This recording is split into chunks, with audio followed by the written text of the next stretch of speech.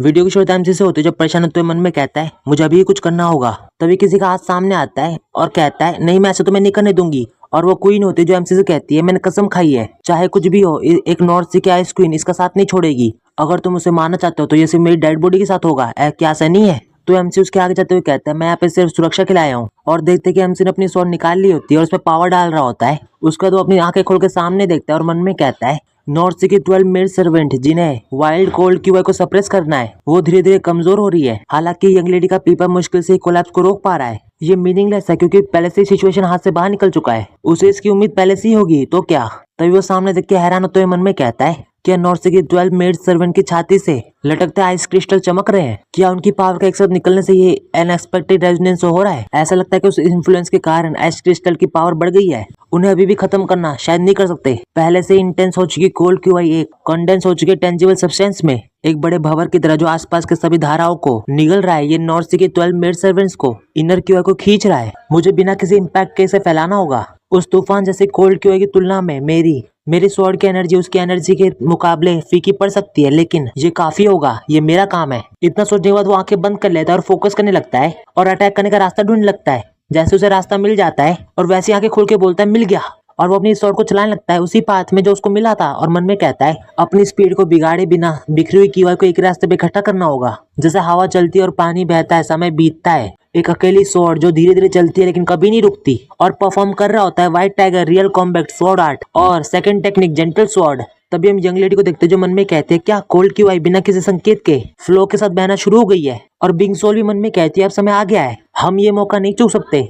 और हम देखते हैं सभी एनर्जी मिलकर एक सेंटर पे जा रही होती है और वो पूरी एनर्जी आइस एम्परर की बॉडी में चली जाती है। एम से अपनी टेक्निक को परफॉर्म करना रोक देता है और आंखें खोल के देखता है और मन में कहता है बढ़िया, पीपा की मेलोडी स्टेबल हो गई है। ऐसा लगता है कि नॉर्थ सी की 12 मेड सर्वेंट ने भी कामयाबी से कोल्ड क्यूआई को काबू कर लिया है। रेजिंग फ्लो का सेंटर पता लगाना और उसका इम्पैक्ट कम करना ये एक लापरवाही वाला काम था, लेकिन शुक्र है मैं इसमें कामयाब रहा। और फिर भी ये अर्ली डाउन स्वॉर्ड क्या है? इसने मुझे किसी भी तरह का रेजिस्टेंस और बैक क्लैश नहीं करवाया। क्या ये कोई इवन फॉल जैसी महान स्वॉर्ड हो सकती है? एनीवे, मुझे खुशी है कि अच्छे से खत्म हो गया। तभी उसके पीछे क्वीन आते हुए कहती है मुझे नहीं पता कैसे मेरा वो रिएक्शन मैंने आपको गलत समझा और बिना किसी पक्के आधार के काम किया।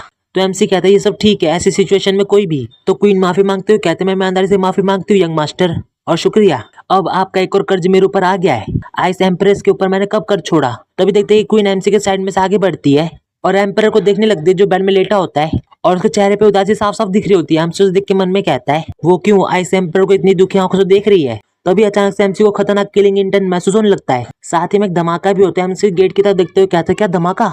एमसी क्वीन से कहता है प्लीज बाहर मत निकलना और सभी लोग यहीं पे रहो। तभी वो वहाँ का गेट खोल के बाहर भागने लगता है और मन में कहता है डॉग गोरेंग के साथ कुछ हो रहा है। और हम देखते हैं कुछ समय पहले जब डॉग गोरेंग ने खतरनाक अटैक किया होता है और वो अटैक इतना पावरफुल होता है कि सभी किलर हैरान होते हैं और उस अटैक की पावर इतनी ज्यादा होती है कि ज्यादातर किलर मर जाते हैं और कुछ तो उड़ के चले जाते हैं दूर। तभी हम देखते हैं डॉग गोरेंग एक और अटैक करने के लिए तैयार होता है और वो उस अटैक को कर देता है जिससे बाकी असैसिन भी उड़ जाते हैं और खत्म हो जाते हैं। डॉग गोरेंग अपनी स्वॉर्ड को रखते हुए उनको देख रहा होता है। तभी उसकी नजर उनके लीडर पे पड़ जाती है जो कि जमीन पे गिरा होता है और दर्द में कह रहा होता है ओ इनक्रेडिबल, क्या साउथ के सभी मार्शल मास्टर तुम्हारे जैसे है। डॉग गोरेंग उसे देखते हुए मन में कहता है क्या वो मिडिल एज का मार्शल आर्टिस्ट आइस एम्परर के प्रोटेक्शन गार्ड्स का कैप्टन है जो यहाँ एंट्रेंस की प्रोटेक्शन करता था। ये बताता है कि यहाँ पे लड़ाई का कोई निशान क्यों नहीं है। और हम उस कैप्टन को देखते हैं जो कहता है रुको, ये सच नहीं हो सकता, मुझे विश्वास नहीं हो रहा कि तुम्हारे जैसा कोई और भी है। सच में तुम स्वॉर्ड सेन के सक्सेसर नहीं हो, है ना?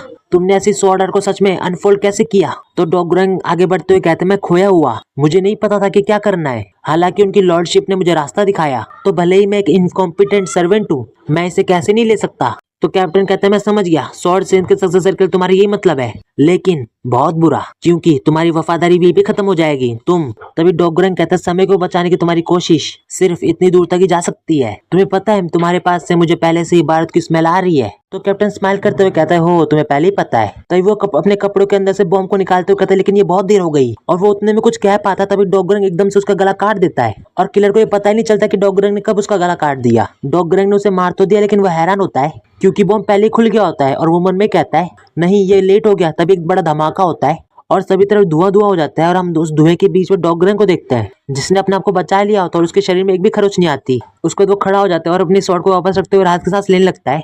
और मन में कहता है मैं पल भर के लिए पीछे की ओर चकमा देकर और अपनी स्वॉर्ड की वजह से उस धमाके को रोककर बच पाया। ये किस्मत की बात है कि सच में वहाँ पे सिर्फ एक ही विस्फोट था और वो भी आधे में घट गया, जिससे उसकी पावर कम हो गई और क्योंकि मैंने विस्फोट के रास्ते को ही खत्म कर दिया।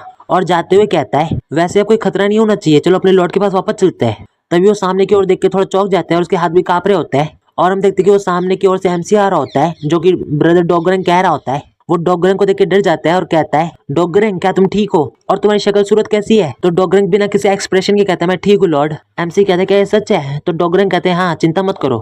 एमसी कहता है ठीक है कितना अच्छा है, लेकिन बस यहाँ से निकलते ही डॉक्टर को दिखा देना। डॉगरंग हाँ में सिर हिलाता है तो एमसी मुस्कुराने लगता है, उसका डॉगरंग भी मुस्कुराने लगता है क्योंकि उसे पता है कि एमसी उसकी परवाह करता है। उसके बाद हम देखते हैं कि वो दोनों आइस एम्परर के रूम के बाहर खड़े होते हैं। तभी एकदम से वहाँ का गेट खुलता है तो एमसी थोड़ा चौंक जाता है और वो दोनों आगे बढ़ के एम्परर के पास जाने लगते हैं। एम्परर के बगल में यंग लेडी खड़ी होती है और एम्परर उन दोनों को घूर रहा होता है। एमसी और डॉगरंग आगे बढ़ के उसी के पास जा रहे होते हैं।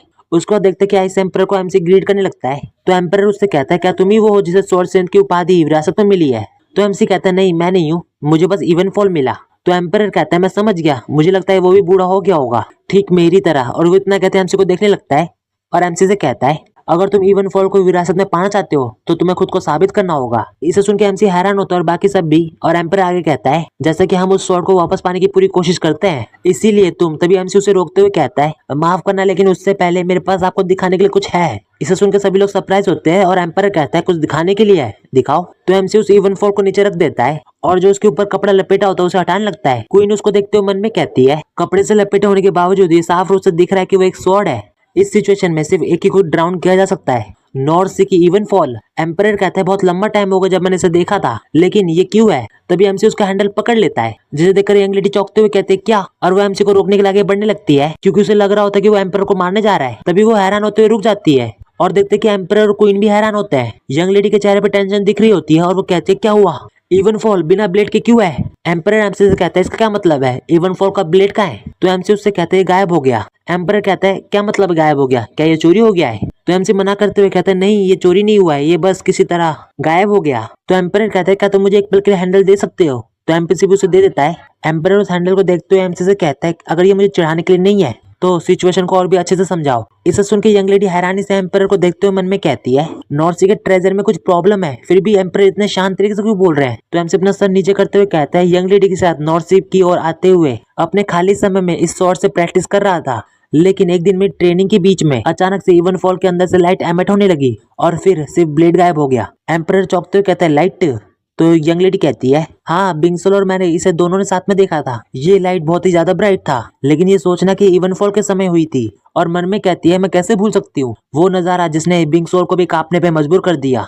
तभी एम्परर कहता है लाइट? हाँ क्या किसी भी तरह से इवन फॉल के ब्लेड गायब होने से पहले क्या कोई स्पेशल चेंज हुआ था? तो एमसी कहता है क्या कोई चेंज? ये मेरा डिल्यूजन हो सकता है, लेकिन सडनली ब्लेड का रंग बदलने लगा। पहले ये गहरे पानी की तरह नीला था लेकिन फिर ये ट्रांसपेरेंट हो गया। तो एम्परर कहता है ओह क्या उसके बाद ब्लेड लाइट के साथ गायब हो गया? तो एमसी कहते हैं हाँ बिल्कुल ऐसा ही। तो एम्परर अपनी दाढ़ी में हाथ लगाते हुए कुछ सोच रहा होता है। तभी हम देखते हैं यंग लेडी एमसी को गुस्से से देखने लगती है तो हमसे डर जाता है। एम्परर हैंडल को नीचे रखते हुए कहते हैं अगर ये भी किस्मत है तो इसमें कोई भी मदद नहीं हो सकती। वैसे उन्होंने कहा कि तुम ही थे जिसने मेरी जान बचाई, क्या ये सच है? तो एमसी कहता है मैंने सिर्फ नॉर्थ सी के 12 मेड सर्वेंट और यंग लेडी की मदद की है।